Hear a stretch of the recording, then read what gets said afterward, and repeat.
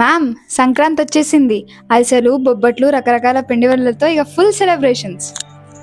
అవును, అరిసెలు, బొబ్బట్లు, పిండి వంటలతో మనం ఎంజాయ్ చేస్తాము. క్యావిటీస్ కూడా సెలబ్రేషన్ చేసుకుంటే ఇంకా అంతే మన పరిస్థితి.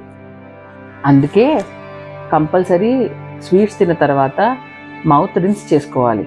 And as well night compulsory brush చేయండి. సంక్రాంతి ఎంజాయ్ చేద్దాం, బట్ క్యావిటీస్కి మాత్రం ఇన్విటేషన్ ఇవ్వకూడదు మనం. హ్యాపీ సంక్రాంతి.